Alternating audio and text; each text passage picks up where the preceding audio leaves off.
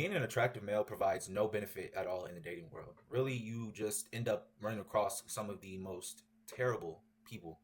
And I can only speak on myself and being a male and obviously a heterosexual male dating women that I typically attract very materialistic women, driven by, you know, things that they can gain material wise, shopping, vacations, no actual wanting to level up their own life in any way, shape, or form. But that's the type of stuff. I don't know if that's the perception I give off in some type of way, shape, or form. But if I think about it, I'm like, okay, there's so many attractive women in the world, and there's so many attractive guys, and you run into these women who believe that they are the only attractive women. Now, I'm not in my head about I think, oh, I'm the most attractive guy, and no guy can fuck with me. Like that's not my mindset. So I'm not gonna go around thinking my shit don't stink. But beyond that, you end up running into very I want to look picture perfect type of people when you're attractive. It's just about image and what you can give the perception of on Instagram or whatever. And I see it all happen all the time. And I'm not sure. It doesn't ever last, obviously, because you can't really be with someone just based off of looks. And even at the same time, a lot of people assume that you have way more options than you actually do. Every time I talk to a girl, they're always bringing up hoes. I don't have hoes. I don't keep a logbook of all the girls that I've tapped. And I'm like, yeah, let me go ahead and double back on that one. It's not happening. So I don't have hoes. It's not, there's no, I'm not moving calculated in any way. Um, One thing that I find very interesting is that very attractive women don't deal with rejection very well. They tend to be actually some of the most insecure humans that you could run into and will stop at nothing to make you feel how they felt, however you made them feel in the situation. And I personally don't have any type of issues talking to women, you know what I mean? Like, I feel like most of the time I can get women to laugh and smile throughout conversations, especially, first meeting them. I'm very animated sometimes and expressive, so it's easy to get them attracted to me, but then I end up just like very put off by certain little attributes that I know long term aren't compatible.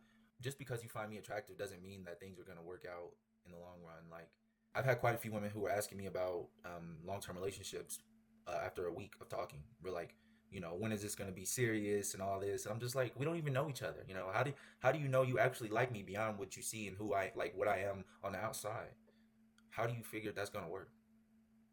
For instance, I've dated women who refer to themselves as bad bitches, and even that, it's like you don't look so good that I will not uphold my own boundaries and standards. Like you don't look that great that I'm just going to kiss the floor that you walk on and just be a fucking rag for you to wipe up shit with. Like I have dignity, you know what I mean? And that's something that I feel like attractive people try to use their good looks to coerce people to do things, and people just willingly sometimes do it because someone is attractive.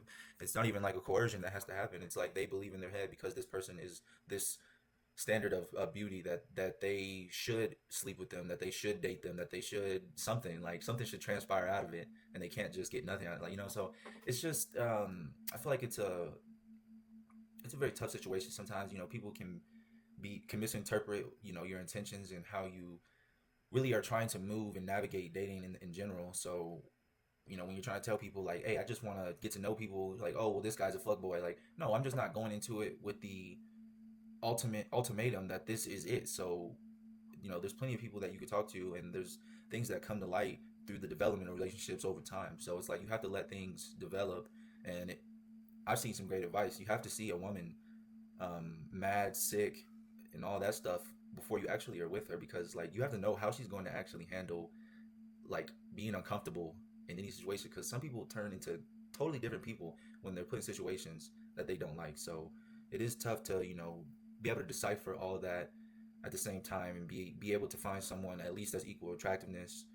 I wouldn't say that that's not my forefront thing that I'm looking for, because I'm not a shallow person. I really would, love to be with someone who has a great personality, but I have to be attracted to you, and especially over a long time. It's like, attractiveness can die down, and the perception of attractiveness can change because it is such that is a perception, So it's just like I was with someone for a long period of time, and so things do change, and so you have to find them attractive, and that is a bare minimum quality, obviously, but at the same time, it's not the most important thing, and you can't just I've seen guys absolutely. I've seen guys cuff baddies, because they look better in pictures, but because they look good, and knowing that these girls are absolutely demons, like they have no personality. They are consumed. They consume, take, and that's it. But I would assume you would find the counterpart for that with males as well.